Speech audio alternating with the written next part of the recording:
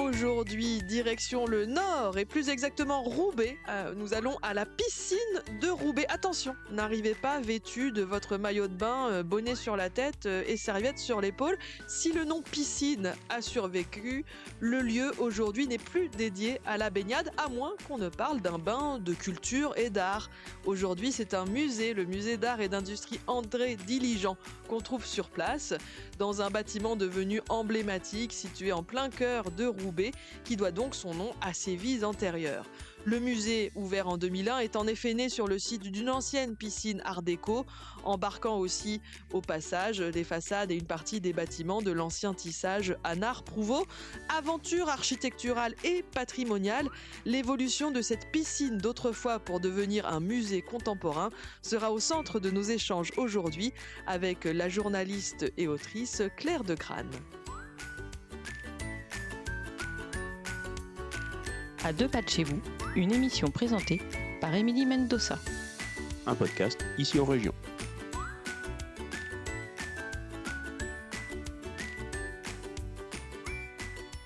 Claire de Crane, bonjour. Bonjour Émilie. Nous parlons aujourd'hui avec vous de la piscine de Roubaix, puisque le nom piscine a donc survécu, même si aujourd'hui on ne va plus pour s'y baigner. Commençons, si vous le voulez bien, par l'histoire de la piscine à proprement parler. Comment est-elle née? À qui la doit-on? Dites-nous tout. Exactement, encore une fois un lieu très étonnant. Donc Roubaix, on est dans la métropole lilloise. Avant d'arriver tout de suite à la piscine, un petit peu de contexte sur Roubaix, qui est une ville qui a été réputée évidemment pour le textile. C'était même une capitale du textile. Vous avez introduit en parlant effectivement de la façade du tissage Anard Prouveau. C'était l'une des usines extrêmement nombreuses de Roubaix, capitale du textile. On l'appelle même la ville aux 1000 cheminées. Donc imaginez, même si évidemment il n'y en avait pas 1000, à peu près 400. Mais c'est vrai que en fait la ville va se construire autour du textile. On l'appelle aussi la ville-usine ou le petit Manchester français. Imaginez qu'en 1800, il y a 8000 habitants à Roubaix et il y en aura 125 000 en 1900. 267 usines textiles vont ouvrir avec l'arrivée de la machine à vapeur. Voilà pour le contexte. Et donc, effectivement, à cette époque donc de la piscine, on arrive en 1932 quand elle ouvre. La volonté du maire à l'époque, c'est d'offrir aux habitants un endroit qui est construit sur les principes de l'hygiénisme de l'époque, parce que oui, voilà, certains ouvriers n'avaient pas la possibilité de se laver, prendre des bains, etc. On est vraiment dans une volonté d'ouverture sociale. Et donc, la piscine va être créée, piscine art déco. Elle sera construite entre 1926 et 1932 sur les modèles finalement d'une abbaye. Donc, on arrive aujourd'hui devant cet endroit qui est étonnant, ancienne façade d'usine textile, et puis on rentre dans cette piscine c'est l'une des plus belles piscines de France, clairement. En toute Euh, modestie, en c'est pas toute parce que vous modestie. êtes du nord de la France que vous le dites. Non, non, c'est vraiment un bâtiment exceptionnel et sa reconversion est quand même incroyable et audacieuse. On va en parler. Voilà, je disais construite comme une abbaye.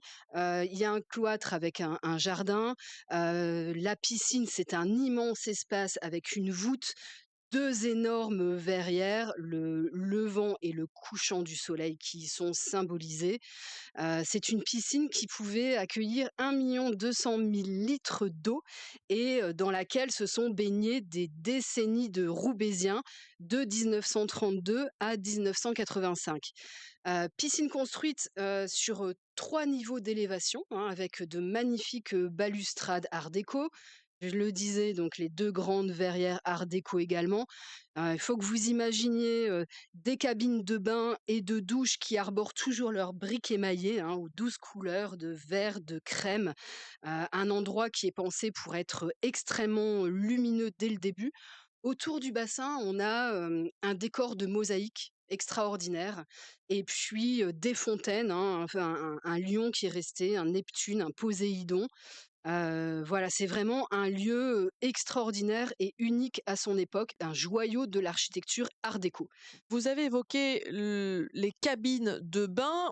On faisait référence auparavant à l'hygiénisme qui avait un petit peu commandé, on va dire, le projet de cette piscine. On ne venait pas que pour le plaisir alors, si je comprends bien? Non, on venait alors se baigner évidemment, mais on pouvait aussi, bénéficier d'endroits pour se laver. Il y avait même une buanderie, donc c'était un endroit qui était fait pour, différents, usages et au service de la population et pas simplement c'est un peu le concept des bains publics, hein. Il y avait aussi des bains comme ça à Dunkerque où on venait pas que nager, mais on venait aussi, se laver, faire la lessive. C'est ça l'hygiénisme, c'est aussi un endroit, de santé publique. Cette piscine de Roubaix, piscine art déco, comme peuvent l'être d'autres piscines qui existent encore, hein, je pense à Pontoise ou à Pantin par exemple, en région parisienne, elle a cessé de fonctionner en tant que piscine dans les années 80. Quelle a été son histoire ensuite? Bah, effectivement, c'est une piscine, alors qui a, mal vieilli, hein. En 1985, elle est fermée, parce que la voûte, est endommagée. En fait, elle a été réparée et c'est devenu poreux et finalement ça devient, très dangereux de s'y baigner et donc c'est en 1989, que se dessine un projet de transformation de cet endroit-là qui est très cher pardon, au cœur des Roubaisiens, hein. Comme je le disais, il y a des décennies de Roubaisiens qui sont venus, s'y baigner, jouer, qui ont tous, des souvenirs dans cet endroit et voilà, j'avais interviewé, Bruno Godichon qui a été le conservateur de la piscine, dès le début et il m'avait raconté, le la visite de la piscine, alors à l'époque, on l'appelait la piscine de la rue des Champs, en 89. Elle était fermée depuis 1985 et je le cite, il me disait: «C'était très étrange. Il faut imaginer un bâtiment à moitié en ruine et un bassin plein de vases. Ça sentait comme dans un port, c'était surréaliste».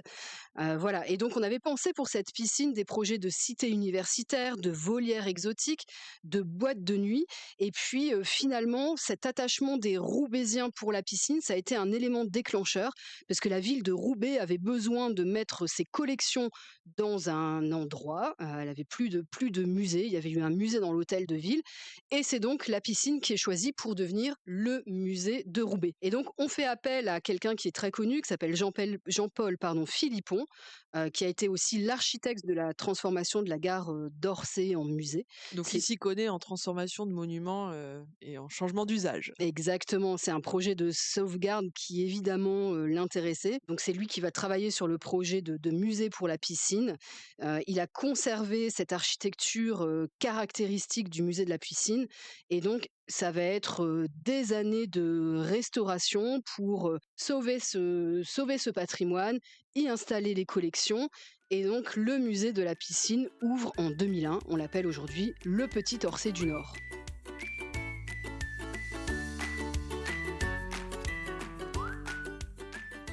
À deux pas de chez vous, un podcast ici en région.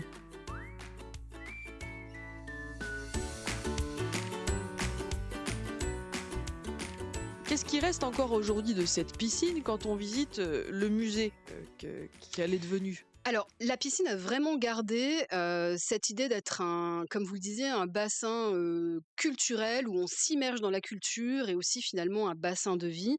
Ça c'est un musée, c'est le musée d'art et d'industrie André Diligent. André Diligent, c'était le maire de Roubaix de 84 à 94. On n'a pas parlé du maire, hein, qui a permis à la piscine d'être construite quand elle était vraiment piscine, mais c'est le maire Jean-Baptiste Lebas qui est très connu et donc on a voulu vraiment garder dans le projet muséographique cette notion de la piscine. Donc le bassin a été conservé. Alors on n'est plus sur 600 mètres cubes, mais sur 30 mètres cubes d'eau. Mais c'est une très belle lame d'eau entourée d'un parquet en lapacho. Donc on peut se promener autour du bassin avec un jardin de sculptures qui a été créé. On a toujours évidemment ces deux énormes verrières, le levant et le couchant, qui apportent une lumière extraordinaire, très changeante au fil de la journée. On peut avoir des reflets dorés. Quand elle a été restaurée, le maître verrier Luc Benoît Brouard a parcouru la France pour essayer de retrouver les couleurs oranges de cette verrière et voilà, telle qu'elle était à l'origine, donc dans le bassin, se reflète énormément de couleurs.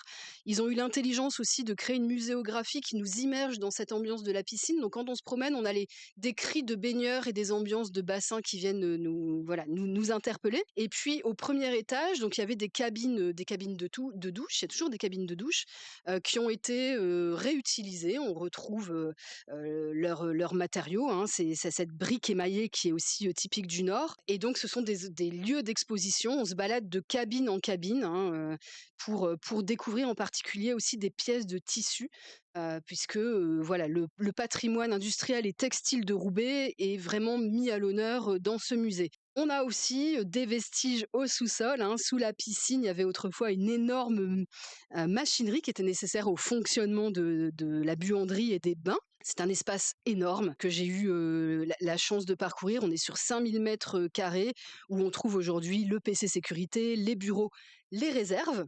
Petite anecdote, en 1945, il y a un hôpital souterrain qui est aménagé, qui ne servira jamais. Mais voilà, il y avait un hôpital souterrain ici. Et donc de cette machinerie, un peu d'un navire de guerre qui devait fournir 1200 mètres cubes d'eau chaude par jour, ne reste que 2 immenses cuves de filtration des eaux, mais qu'on peut voir dans la boutique du musée. Donc ça, c'est vraiment des choses qui ont été conservées du patrimoine originel de la piscine. Les façades, on en a parlé évidemment, et rue de l'Espérance, on a vraiment la conservation c'était l'entrée officielle de la piscine. Donc on retrouve l'imposant mur de briques qui fait partie intégrante du projet de l'architecte, hein, Monsieur Philippon. On est rue des Champs, voilà, riche décor sur 3 niveaux, et c'est là que se trouvent les bureaux de la conservation. Dernière petite chose qui a été conservée et pas des moindres, c'est la buvette des bains. Ah, voilà, enfin, les choses sérieuses.